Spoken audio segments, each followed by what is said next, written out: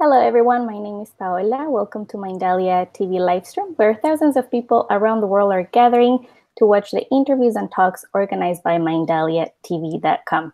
In this occasion, we're thrilled to have Mike T. Smith with us and his talk titled, How Not to Screw Up Your Kids. Mike is a youth motivational speaker and parent of 4 boys. As a teen and young adult, he struggled with bullying and self-esteem issues. So today, as someone who has conquered those demons and achieved success, dedicates himself to helping today's teens. Right before we welcome our guest, I would like to remind you all that if you would like to help the world through Mindalia, there are a few things you can do. One of them is to subscribe to our YouTube channel, Mindalia TV. Another one is to give us a like on this video or leave a positive comment down below. Please know that with these actions, you're helping us reach even more people who can benefit from the content of this channel. Also, to allow your live interaction, please remember there is a chat on the side of your screen, which you can use to ask questions to our guest, who will kindly answer to all of them by the end of his lecture. Without further delay, please welcome Mike T. Smith. Mike, thank you so much for being with us today. Oh, thank you for having me. Well, it's a pleasure to have you. Oh, sorry. So we're ready now to listen to your lecture. So the screen is yours, okay? Okay. Well, thank you. Start off, I have a question for you parents out there.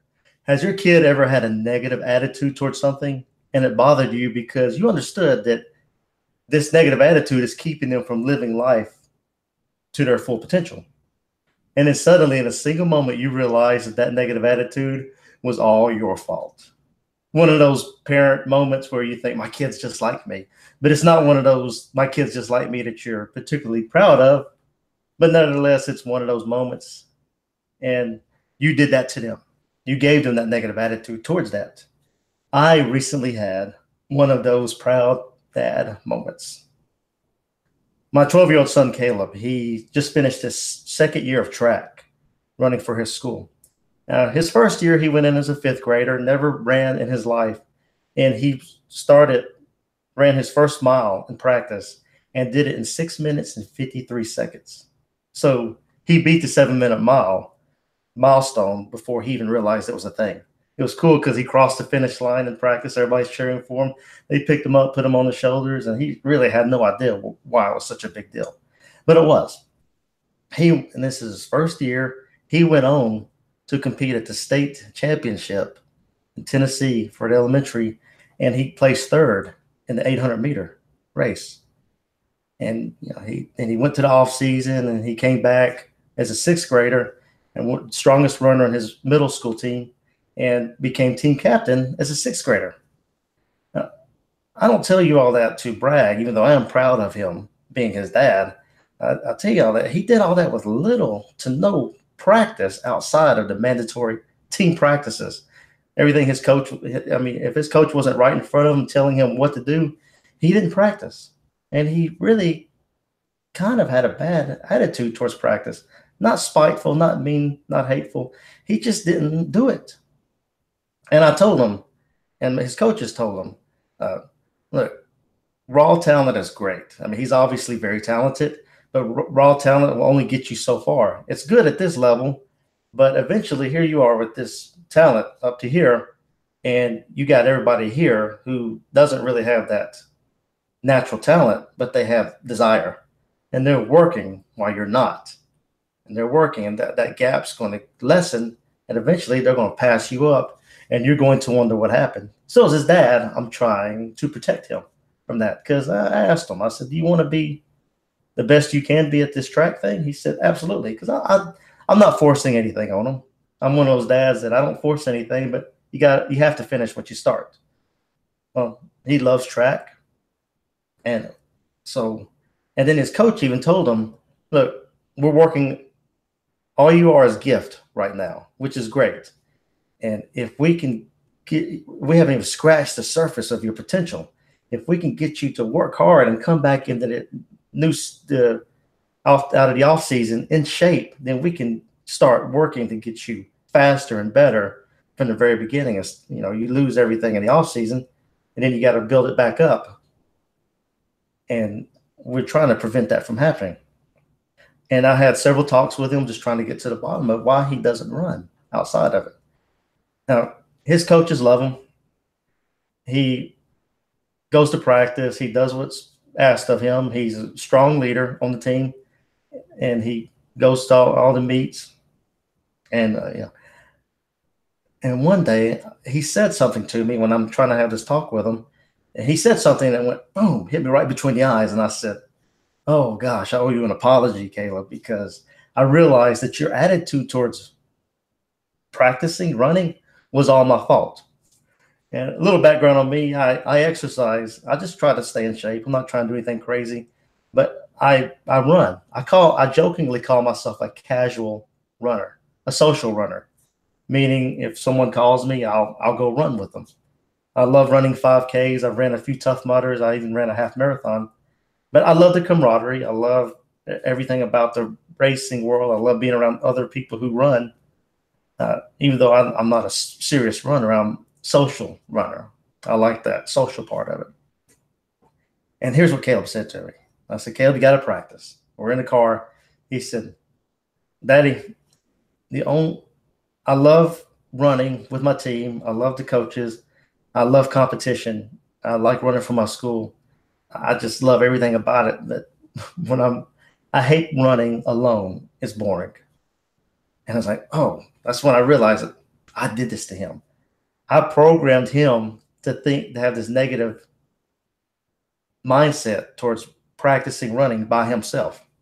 Because think about it, I was sitting here saying, I love the 5Ks. I love running the races. And he says, I love the meets. I love I love being outside. And he says, I love being outside.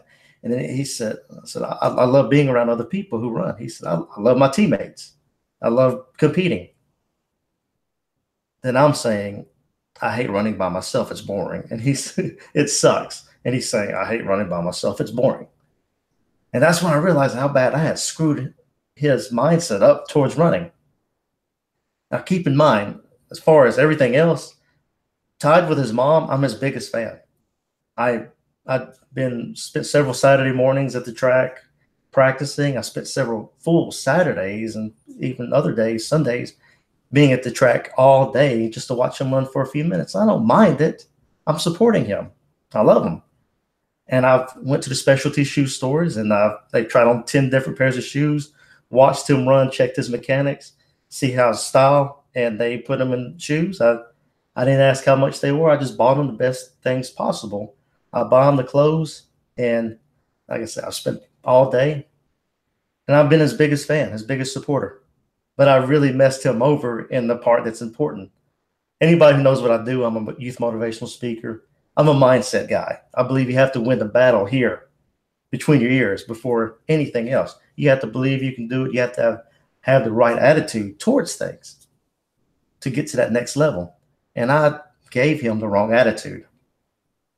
I passed down my negative programming towards running to him.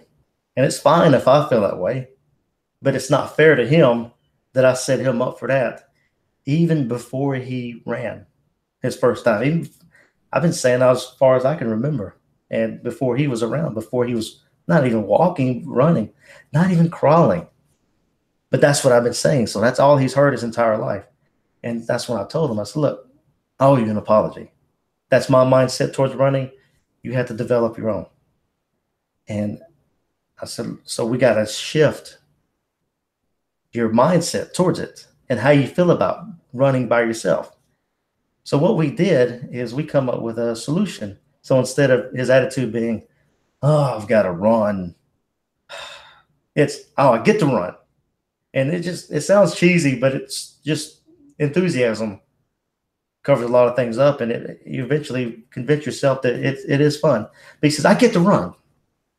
And he also, in our house, he's got 3 brothers. So I have 4 kids. He's a third. So now he sees running as his outlet. It's his time away from home. We don't live in a big house, but it's his time away from home. And it's his time to regroup and see the neighborhood and see some friends and wave at everybody, be outside and enjoy the sunshine. So that's how he sees running now. And so my challenge, it started making me think, I read somewhere about you can have the best computer in the world and you can put all the best hardware on it, best keyboard, the best mouse, put all the best try to play the best games on it. But if the programming on it sucks, then you're not going to take it any further than the programming because it's holding it back. And that's what I was doing with him with running and programming. I was holding him back. So my challenge to you as a parent is, if your kid has a negative attitude towards anything, it's time for you to try to figure out exactly what's your attitude towards it. Did you give them that attitude towards it? One of the most common, you'd be surprised, because kids model, they learn from us as parents first and foremost. And even if they're at that age where you feel like they're not listening to you anymore, they still are. And even if you've convinced yourself that they're still not listening to you, they're 13, 14, 15 years old, that program that you gave them could have been given to them at 3, 4, 5 when they're their most receptive. And it's hard to reprogram that. And you might have not meant anything by it, or it might have just seemed like a casual thing to say at the time. But just little things like me telling my son, saying in front of my son, not even to him, he just heard me say, I hate running by myself. I hate it. I'd rather do anything else than run by myself. And that's all he's heard his entire life. And so that's one way he learned that running was bad. So, or he perceived it as bad, running by himself, because he was saying the exact same things I was. But if your kid has a program, if your kid has a negative mindset, negative attitude towards anything, towards practice, towards schoolwork, towards brothers or sisters, or towards neighbors, then you got to think about, what did I say out loud, or what has he seen me model in my behavior towards certain people or towards certain situations? And you can see, okay, did I do this to him? One of the most common things we talk about in society is money. So if a lot of people, they'll see someone who's living in a house that's what they might consider too big for them, or a car that's too expensive.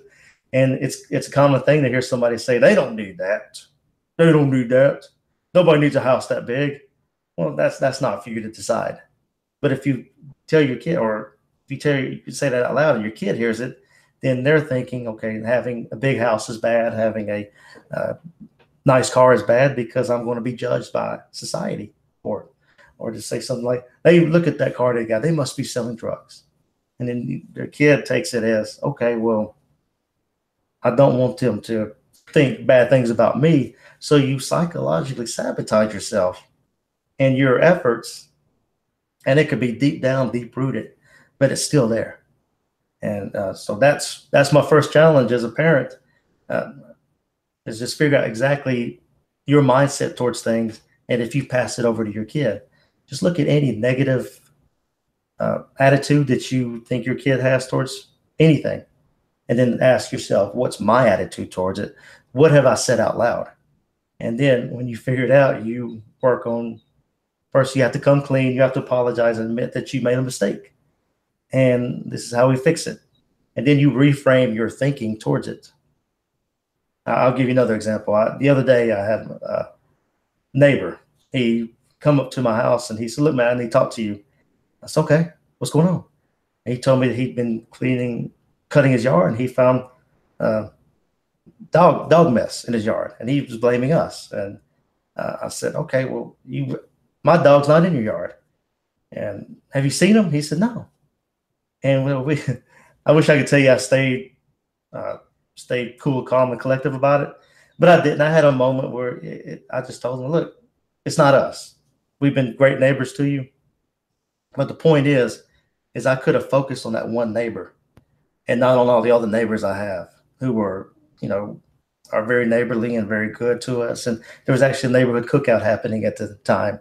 And so I had to teach my kids to focus on the good and not the bad, and reframe your thinking and reframe your focus. So the good thing about reframing your focus is you not only set your kids up for success, you reframe how you think, and you can set yourself up for success, because it's never too late. But on top of setting your kids up for success, you're setting your grandkids up for success who aren't even around yet. But that's what you do. You just figure out where the negative attitude is, what it's towards, figure out the root cause of it, and then you reframe your thinking towards it. And I'm not here just to beat up on you. Yeah, you've passed down some good attributes too. I have. I'll give you an example. My kids don't know public speaking is supposed to be scary. Because as long as they remember, they've seen me in front of people and talking in front of crowds, and they know I love public speaking. I love being on stage. And so they don't see any big deal about it. Now, when they got older and they heard society saying that public speaking is supposed to be scary, they've already been programmed to think it's not. Because in the way I've been teaching them is it's empowering. And it's a great way to, it's a confidence builder. And it's a great way to get your message across because it shows leadership. And my son, my oldest son, he was 8 years old at the time. He was asked to do an announcement in front of church, about 110 people attending church. And he gets up on stage and he reads this announcement, 8 years old. And everybody talks about how, everybody told him afterwards how proud they were of him to do something like that. And he walks up to me later, he said, "Dad, why is everybody saying they're so proud of me for what I did?" It's because to him, it was no big deal. He said, "All I did was get up in front of people." I said, "Yeah, but you got up in front of people." He said, "Yeah, but it's no big deal." And he wasn't being cocky or arrogant. He's 8, but he's been programmed to think that public speaking is good and it's not scary and it's empowering. So that's where he is. But again, just to summarize this point, your negative story, negative program that you pass down to your kid, figure out what it is, see what negative thing that they've got, negative attitude, reframe it, come clean with it, then reframe it to something positive, something empowering. And so that's my first point on how not to screw up your kids. Just don't pass down negative programming. And before we go any further, I want to tell you a little bit about me, exactly who I am, why you should be listening to me, what gives me the authority to sit up here and tell you how not to screw up your kids. Well, one, when I was a kid, I had low self-esteem. I was bullied a lot. And that's why I took this path to become a motivational speaker for kids, because I wanted to help them. And it took that low self-esteem took me into my early 20s, and it just absolutely sucked. And then I got tied up with mentors who helped me along the way, helped me see a bigger version of myself, and I started speaking. And as much as I love speaking, I love meeting people and I love helping them. So as much fun as the time on stage is, the best time is before the events when I talk to parents. I talk to adults, teachers, principals, guidance counselors, youth pastors, adults that work with teens. And they tell me things that they love about their relationship with the teens. They tell me things they wish the teens would understand about what's going on. They tell me things that they wish they could get through to them. And then after I talk, I have the same conversations with teenagers, and they tell me what they love about the relationship with parents, with the adults. And they tell me their frustrations and how they feel like this can be improved. I'm having the same conversations on both sides. So I have a perspective that very few people have.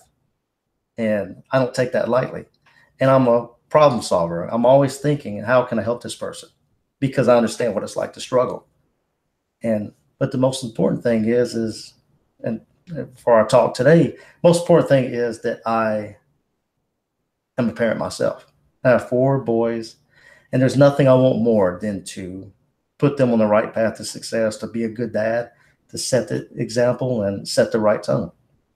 But that's who I am. I'm not somebody just did a quick Google search, come up with some things to say, and was invited to come speak. I live this stuff. I've been doing this speaking thing for about 10 years and helping people and making a difference. And I love it. So if there's anything I say today that you like, anything that you think you can use it. And if there's anything that I say that you don't really think is going to work or you don't like, that's fine. Just leave it be. Just discard it and use the good stuff that I give you. And I guarantee you'll get something. But the next thing I want to talk about is how not to screw up your kids is when we tell our kids, don't get your hopes up. We say things like that. And Have remember hearing that as a kid when you were a teenager and how disempowering that was? Don't get your hopes up. You're excited about something. Hey, Dad, look, I'm just trying out for the basketball team. I think I did very well. And you look at them and you say, well, don't get your hopes up. There are 600 kids in that school. They're all taller than you. And you think you're putting a sense of reality into them. Or, if you're 19, 20 years old, you're trying to get a job. And look, I went and took all the testing for this company, and I feel strong about it. It's going good pay, good benefits. And I interviewed really well, Dad, Mom. And you look at your kid and you say, well, don't get your hopes up. Hundreds of people applied for that job. Because here's the thing about don't get your hopes up. You think you're putting a sense of reality in them. But what you're doing is you're pushing your limited beliefs on them. And by saying don't get your hopes up, as a parent, especially if you have teenagers, it's no secret that kids might receive what you say differently than how you put it out there. So when you say don't get your hopes up, I know what you're thinking because I'm a parent too. You're thinking, okay, I don't want to get your hopes up too high because it just absolutely hurts when you fall down. And but if you keep your expectations low, then it doesn't hurt as bad. But the way, so you say that's what you mean, and it comes out, don't get your hopes up because you're trying to protect them. But by the time it hits their ears, they're hearing, they don't think I'm good enough. Mom or Dad doesn't think I can do this. And then they get aggravated and they get defensive. And then you wonder where this attitude came from. Well, it's because they're feeling like you don't believe in them. And that creates a disconnect, a divide. And it also creates anger. And since you're saying one thing, you're meaning it another, and they're taking it a different way, then that's where conflict comes from. And I'll tell you one thing about don't get your hopes up. If you tell somebody, I say something very unpopular with a lot of parents, but I stand by it. Sometimes hope is all you have. I read a story about Viktor Frankl, and he was one of the Jewish people in the concentration camp, and he survived it. He lived through it, and he lived to tell his story. And they've asked him in several interviews, they said, what got you through that? And he said, well, hope. Hope is all I had, because I wanted to go through this, and I wanted to be able to tell people on the other side what happened to make sure that this never happened again. See, all he had was hope. And it's safe to say that most of us aren't going to live through anything like that, and being in concentration camps. And if he can hold on to hope, we can hold on to hope. So, but here's the thing about don't get your hopes up. If you're telling your kid to don't get your hopes up, here's how they're living their life. They're living their life in a straight line. There's just no excitement, nothing to get excited about. So when I say keep your hopes up, you're living like this. And I'll admit, it's not always fun, but you're living like this. You got ups, you got downs. Here's the thing about ups and downs. When you're high, everything's good. What do? We party, right? We have a good time. But the bad thing about that is, as fun as that is, we don't really learn anything from it. I learn more from my low times than I do from my good times. Doesn't mean I don't enjoy them. Doesn't mean I don't want more from them. But if we do it the right way, these low points, they are where you learn who you are. And you learn exactly what you're made of. You learn who's with you, who's going to stand by you when it's hard. And you learn who is going to be with you. So that's why I tell people to keep their hopes up. Yes, there are highs and there are lows. But the thing is, when you're here, you learn who you are. You learn what skills you need to get back up to the high points. And then you can enjoy being on top again. But this is the life of someone who sets goals. This is the life of someone who is trying their best. This is the life of somebody who's simply trying to survive, and that's all they're doing. Now, see this, if you're living life like this, you are basically telling somebody just to survive. And if someone's in a hospital bed and there's a monitor next to the bed and you see this straight line on the screen, it means that they're dead. So you're essentially killing your kid's spirit when you say, don't get your hopes up. I say, keep your hopes up. Let's think about I have an elementary school kid too. I have a 6-year-old. So I walk through his school. I see all these little posters about reach for the stars and set your sights high. And teachers are telling them you can be anything you want to be as long as you put your mind to it. And very empowering things. I love that. When they get to middle school, you see less of those posters. And when they get to high school, usually 15, 16 years old, when they're getting ready, 10th, 11th, 12th grade, getting ready to graduate, that's when we start trying to instill that sense of reality in them. So if you tell a 16-year-old, I have one that's going to turn 16 next week. You tell a 16-year-old, don't get your hopes up.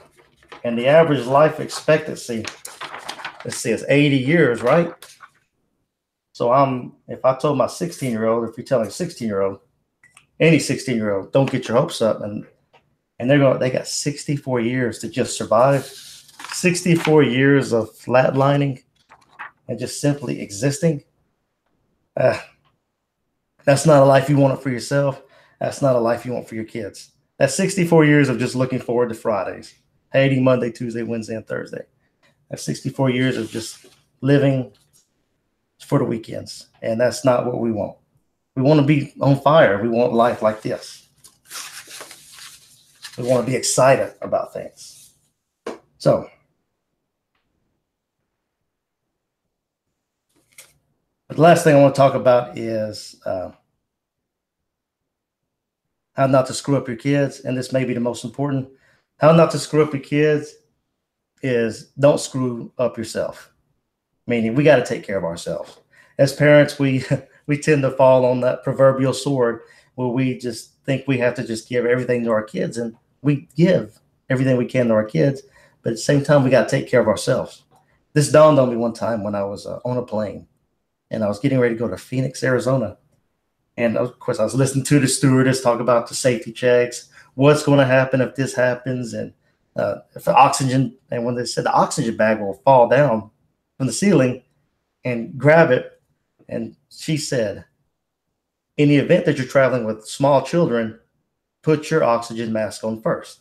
And as a parent, as dad, I was traveling alone, but as dad, my initial reaction was, man, there's no way. I'm going to take care of myself first. If my kid is suffering, I'm going to put the mask on them first.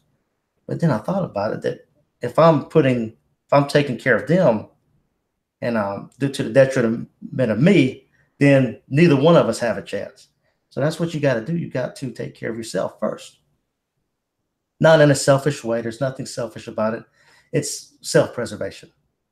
And which way, if you let your life get messed up, which way does mud slide? Mud slides downhill. I know there's a more colorful expression than that about where stuff rolls down, but I don't talk like that. So I'm not going to say that. You can use your own imagination, but mud slides downhill. So take care of yourself first. And I know a lot, as a parent of 4 boys myself, I know how hectic life can be. And I read on a website, an article called Early to Rise was the website. And they talked about most of your problems can be solved by waking up 20 minutes early. And that was profound to me. As a matter of fact, before I got on here, I did a quick Google search. It said most of your problems can be solved by waking up 20 minutes early, because I wanted to see exactly where I read that, just refresh my memory, because I wanted to cite them. So don't ever say I stole anything. But here's a few of the headlines, and you can Google this yourself. How waking up half an hour early can help you solve more problems. Getting up 20 minutes earlier can slash risk of heart disease, from the New York Post. And I'm not promoting anybody's website, but I will say that just the health benefits alone, waking up 20 minutes early. But to me, waking up 20 minutes early, I'm not a doctor, but waking up 20 minutes early for me, it's quiet time. Before the house wakes up and is alive, I can sit there in the quiet and listen and think about what else you can do in 20 minutes. Some of the things that come to mind that, let's think of some of the problems that you have day to day. If you're rushed and you're stressed out because of traffic, waking up 20 minutes early means you can leave 20 minutes earlier. If you are, if you have that mid-morning crash because you're not eating breakfast, you can make yourself breakfast in 20 minutes. You can have a protein drink or whatever it takes. If you eat crappy food for lunch because you just go through the drive-through and you're spending all your money, you wake up and make a nutritious meal and brown bag it. But just by waking up 20 minutes early, if you just need a release, and you can go to Netflix and look at or watch episodes of The Office. That always cheers me up. I love that show. And you can meditate, you can exercise in 20 minutes, you read the Bible, just whatever helps you gather yourself and get ready for the day. And it doesn't have to be the morning. If you stay up to 20 minutes later, and actually 20 minutes in the course of a night sleep, you might be thinking, oh, I need my sleep. I'm tired. Well, 20 minutes in the course of the night, not going to make that much difference. But 20 minutes for your emotional well-being makes a huge difference, because once you get stressed out, we've all had these moments as parents, but once you get stressed out and you blow up, everybody suffers. That's why you got to put your oxygen mask on first. So, but if you don't protect your own well-being, eventually it's going to come out. It's just a matter of time. So we talk about 20 minutes is all you need, but I can help you in 4. I've recently created this challenge called the Positive Parent Challenge. And what I do is I have a series of videos, seven days in a row, and you take videos less than 4 minutes. Exercises will take just a few seconds past that, and it just helps you reframe and reconnect and virtually reset, so you can relax and just take things in and have some time to yourself. So if you stick with me for the Positive Parent Challenge, you can go to busymotivationaldad.com, or you can go to miketsmith.net and look for the For Parents tab, and I've got a link to the Positive Parent Challenge there. So, but that's 4 minutes of your time. You still have 16 to yourself, and I'd love to have you. And I did this for you, and just trying to help you out from one parent to another. But thank you for your time. This is Mike T. Smith, and I'll see you in the Positive Parent Challenge. Thank you so much, Mike, for all the information that you had shared with us. We have reached the end of this interesting talk. Thank you again, Mike, for sharing all this information with all our Mindalia TV audience.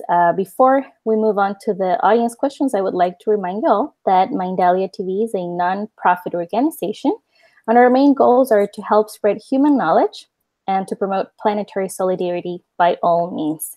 An important way to collaborate with Mindalia is to subscribe to our YouTube channel, Mindalia TV, since by doing so, YouTube shares these videos with more people around the world who can benefit from the content of our channel. Now it is time to pass on to the questions to our guest. Mike, I will have you on our screen, and I will read the questions to you, okay? Okay. Sounds great. Let's see, we have our first question here. It says, how do you recommend to encourage your kids to talk to us and tell us what they feel?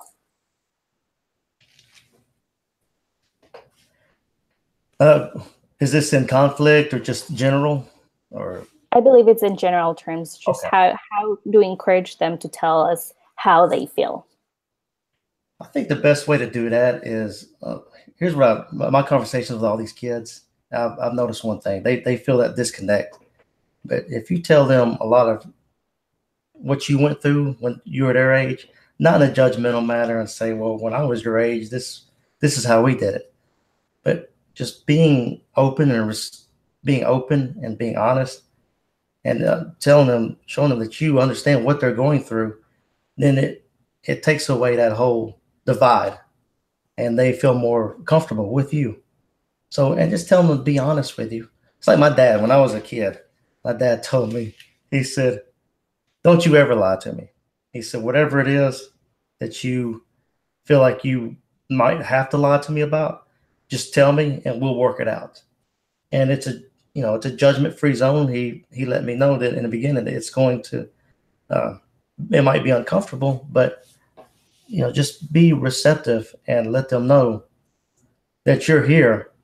And also, on your end, you need to just sit back and listen and just take it in before you jump. Let them get it out. And does that answer your question? I believe so, Mike. Thank you. The next question says, what other programs do you think we're passing on to our children? What other programs, like I talked about in my first topic?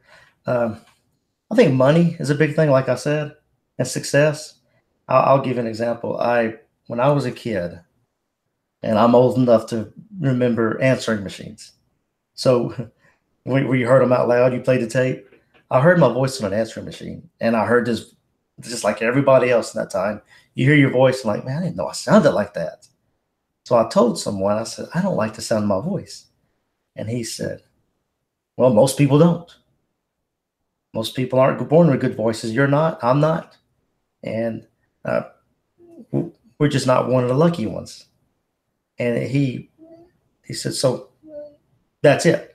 So there was no, and I was like, okay, well, what can I do about it? Well, you can't do anything about it. Of course, that was before the internet. We knew all this knowledge.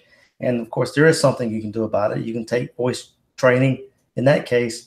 But point is any kind of limited programming that we have, like just by him saying that you don't have a good voice, I don't have a good voice, most people don't, is basically them saying we're not special, or we don't have that capability of being one of those people that we admire, because it gave us that divide that we think you're either born with it or not. We've all heard that, right? Can you hear me, Paola? Yeah, of course. We've all heard that you're either born with it or you're not. Of course. And so that's some negative programming, but I think that's the biggest one, is when you put your limited beliefs on them and you think just because something hasn't been done that it can't be done. Awesome. Thank you, Mike, for your answer. Let's move on to the next question from our audience. The next question says, my kids are scared of mice and birds. Could that have been me causing them that fear, since I don't like these animals? What do you think about that? They're scared of birds? Is that what you said? Well, this person says she's scared of birds and mice. Oh, mice and birds. Okay. Yeah, I mean, think about it. And I'm not being stereotypical, but we see Disney movies and we see TV shows, and like I even see my own mom. I saw my own wife. If they see a mouse, they jump on the table or they jump on the chair, and they're freaked out about it. So what are you saying? You're saying your kids see how you react to things, right? So they're probably scared of it. When I was growing up, my great grandmother lived in the country. I grew up in the city. So when I went in the country, every time I went out to walk on the trails or do whatever, my mom said, watch out for snakes. And so I was scared of snakes. Like I wouldn't even walk off the porch at night because I couldn't see what I was seeing. So you put that in them where you're scared of something just because you're projecting your fear onto them.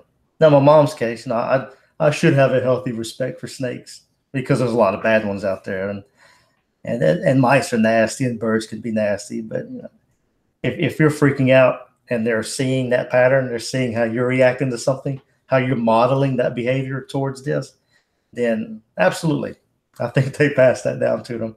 But that's an easy fix. Of course. Thank you, Mike. Let's see. The next question says, what are, in your opinion, good messages that we can use to empower our kids? what are my... On your opinion, what are good messages that we can use to empower our kids? What can we tell them to empower them? Oh, yeah, okay. Well, great thing about this internet age is we see people who are doing things that we want to do. Like I said, 25 years ago, when I told that person that I didn't like the sound of my voice, there was no internet, or it wasn't as accessible as it is today to go out there and find somebody or do a Google search and figure out exactly what I can do about that. And so a good message is to be a constant learner. I think that's the best advice I can give anybody. Just be a constant learner of things. Read books. And, we may not know anybody. Like, I don't have anybody in my family who is a millionaire. I grew up in a poor neighborhood. There was nobody who was a millionaire, but I can read books by millionaires. And I'm not putting a heavy emphasis on money or financial, but I'm just using that as an example. So the most empowering message I can give is education, but not in the formal sense where we sit in the classroom. And I'm not saying that's a bad thing. It's not. But I mean, it's like my son Caleb, where I had to talk him into going out and practicing on his own time. Get educated on your own time about topics that interest you. So that's the most empowering thing, is just to be a constant learner. Great advice. Thank you, Mike. The next question says, what would be the right thing to say instead? Don't get your hopes up. Like I said, I say keep your hopes up. And the reason I say that, instead of saying don't get your hopes up, you say keep your hopes up. But now keep in mind, when I say that, I'm not telling them to just have this. I'm not one of those guys that say think positively and everything good will happen. Keeping your hopes up means that you still have that drive and that desire. And even when things are bad and things suck, that you still have it in you because you still have hope. You still got something to work towards. If we didn't have hope, I mean, what good? Think how hard your hard times would be if you didn't have hope. So for one single statement would be, instead, don't get your hopes up. You just, we still got to prepare them as parents, right? So you say, look, the journey, it's not going to be easy. It's just going to have its ups and downs, but it's worth it because you're going to learn so much about yourself in the process. And we've always heard that old saying, it's not the destination, it's the journey. You're going to learn so much about who you are in that journey. And I look back, everything I learned, I become a better person in my hard times. And it was the journey that got me there. And then by the time you get to this point, it's fun and it's exciting. But the best part was the journey. So instead of saying, don't get your hopes up, just, you still prepare them. Say, look, keep your hopes up because it's going to be hard.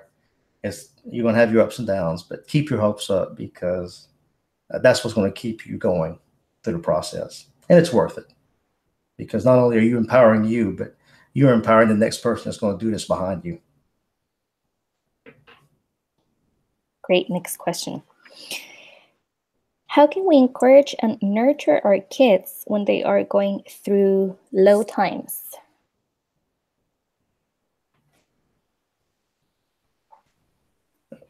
Best way to encourage and nurture your kids when they're going through low times, and I speak from experience on this. When I was bullied, I remember I had a guidance counselor that would not, in middle school, and he kind of talked down to me when I asked him for help. And he wasn't very encouraging. It's because all he was doing is he was telling me it seemed like a scripted responses to what he learned this in school. And he was telling me these scripted things, and one of them was going to work.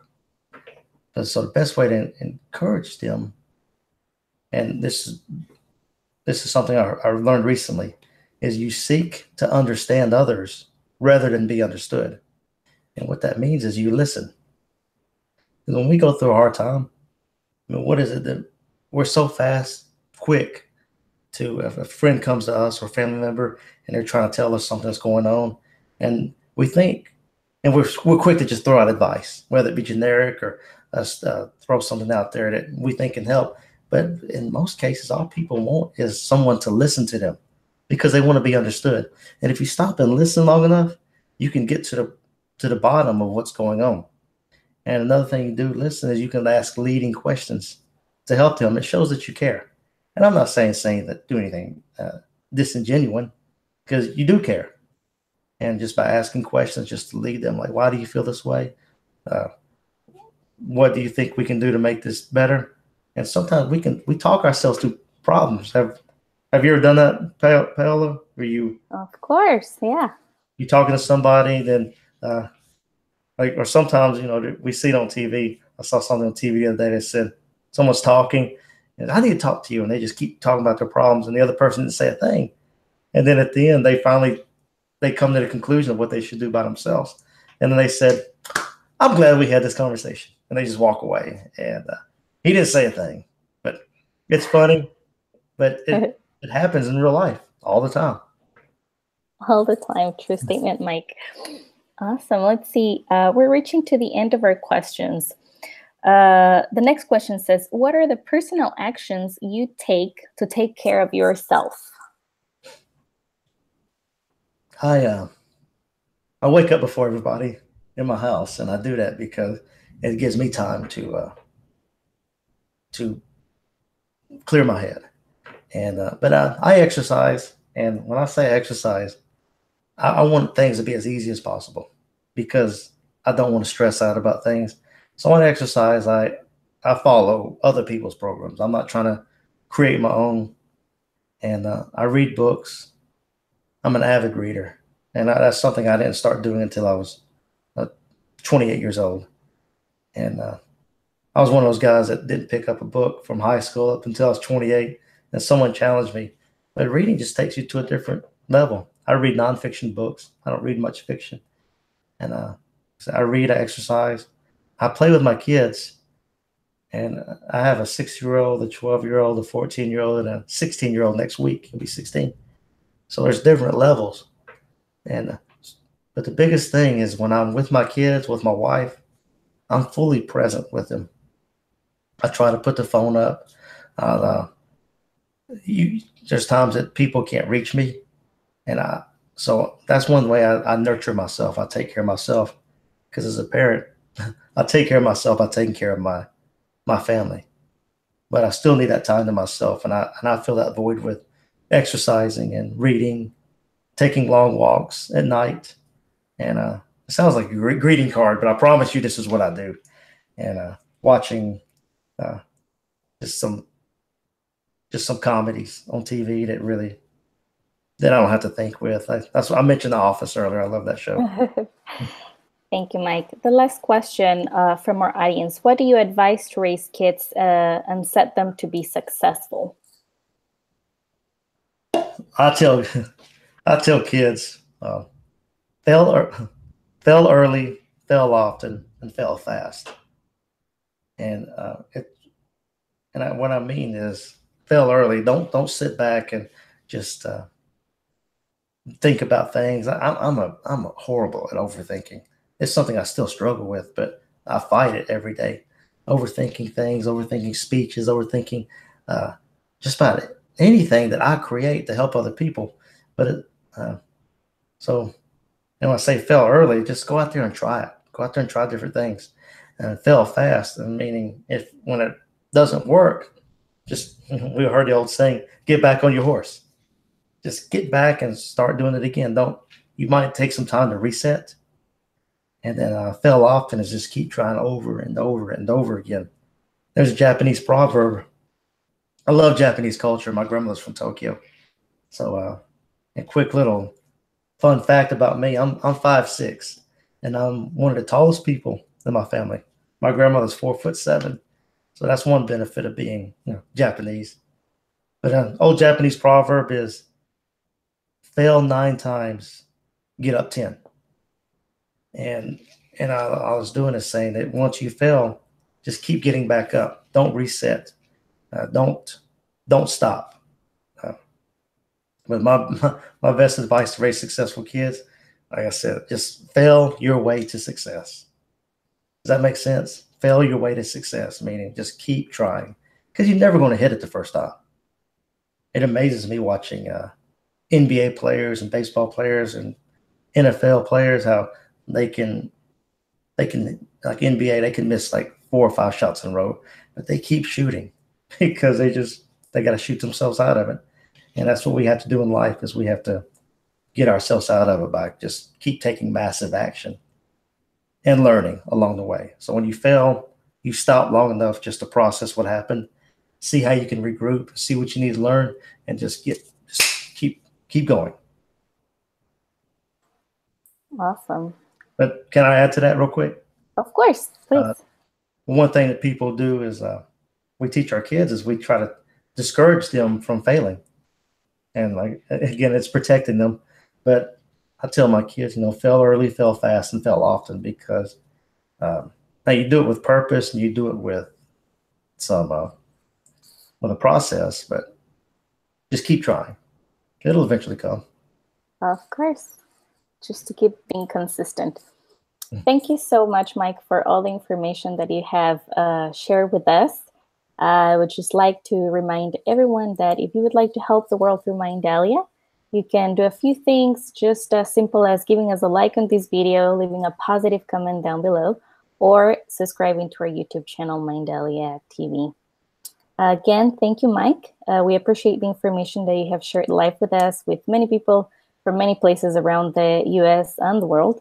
And to all the people who have watched us on Mindalia TV Live, thanks for your important participation. Before we finish, I would like to leave a few moments for Mike to share his information with us, so our Mindalia TV audience knows how to find you. Okay. My website is miketsmith.net, and it's not .com, because with a name like Mike T. Smith, it's hard to get to .com. So miketsmith.net. You can go to busymotivationaldad.com and sign up for the Positive Parent Challenge. You can find me on Twitter at Mike T. Smith and ask me anything. It's me behind it. I don't have a dozen assistants working behind the scenes. Everything is me. And I have a YouTube channel called Busy Motivational Dad. You can see me just handing out advice or just playing with my kids. So. Sounds great. Thank you so much, Mike. And is there anything you would like to add before we go? Again, just fail early, fail fast, fail often, and teach your kids not to be afraid of failure. Awesome. Thank you so much, Mike. And to all the people who watched us, thank you again for joining us. And we'll see you next time on Mindalia TV Live. Thank you all. Thank you.